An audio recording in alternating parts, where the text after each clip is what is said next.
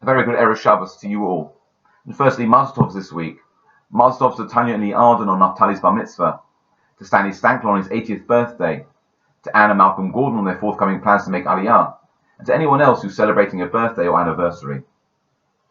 Sadly, we wish long life to Erica Marks, Mel Brickman and David Brickman on the sad loss of their mother Tusha Brickman, Ian Schenker on the sad loss of his brother Stephen Schenker in Israel, to Jonathan Field on the sad loss of his stepfather Sidney Walters, and to Beverly Klein on the sad loss of her father Arthur Robbins.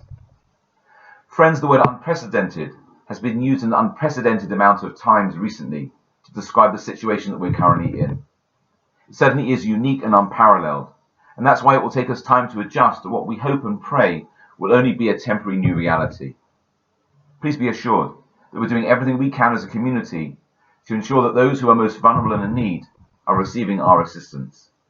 And I want to thank our care coordinator, Karen Moss, and all our existing volunteers for the help that they've already provided, and we welcome those who've offered to help.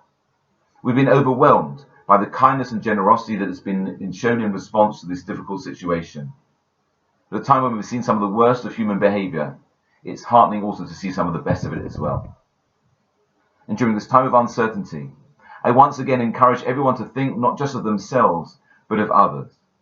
There's never a place for selfishness, but now more than ever is a time for selflessness, to reach out to those around who are in need and to show hope and friendship to those in isolation. In order to enable your continued connection, inspiration and participation in the community, we're working hard on creating a range of online opportunities. And this will include educational and cultural content for all ages, so that we maintain a sense of community, albeit virtually, as well as providing advice and inspiration in preparation for Pesach. Friends, it seems sadly ironic that the opening word of this week's Torah reading is Vayakhel, which means to gather a group of people together. And the first verse emphasizes that it was the entire community of the children of Israel who were gathered. And yet this will be the first Shabbos that anyone can remember when we're unable to physically gather as a community. And how do we make sense of it? Well, the Ashik explains that God instructed Moshe Rabbeinu to gather the Jewish people together to remind them that although the construction of the Mishkan was very important, Shabbos supersedes it, and therefore all work must cease. The question is obvious. Surely nothing can be more worthy than building an earthly abode for God. So why couldn't it continue even on Shabbos? And the reason is simple.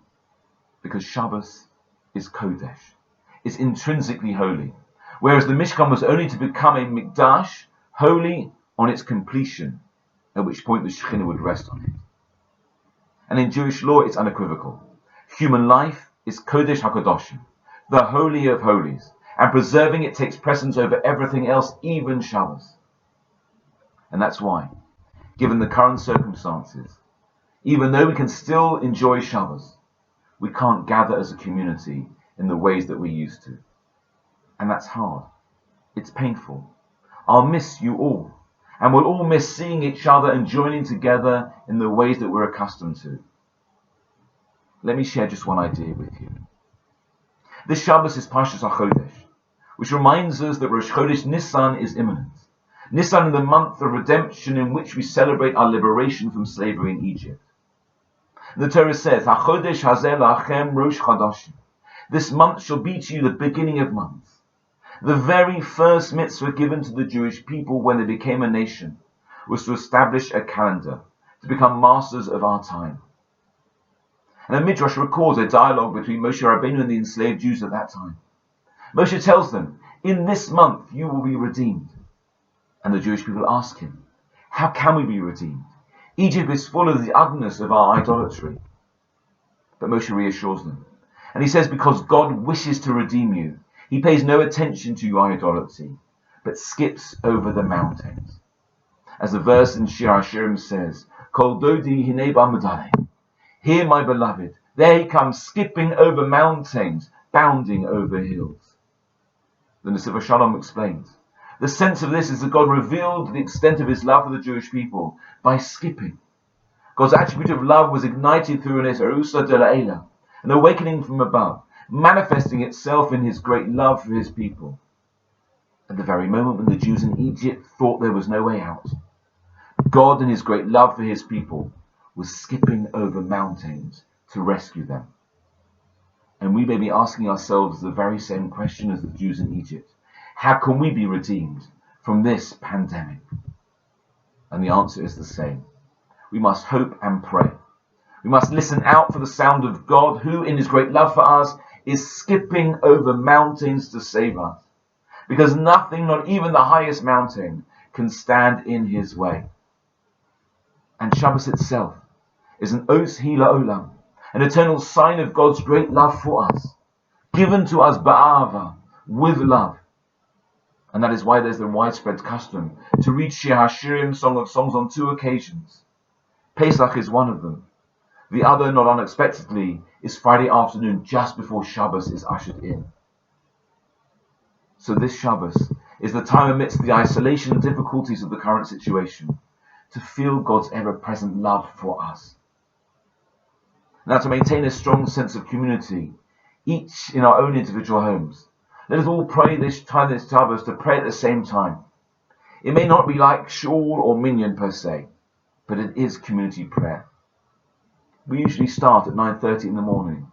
So whether you're able to say the whole Shabbos morning prayers, including reading the whole Seder and Haftarah, or just the Shema and Amidah, everyone should try to do something at the same time. And for good measure, make sure you all have Kiddush. Let's say it at 11:30, and let's say Elachayim to absent friends and family. And then take a walk if you can. Have a Shabbos shluf. Switch off, unwind, recharge your batteries. Read something, anything with the Jewish theme. Play a game, or talk to whoever's with you. Think of those who are alone. Enjoy your Shabbos meals. And then after Shabbos, join Rabbi Finn at 7:15 in the evening for an online Havdalah. We'll say it together as our community.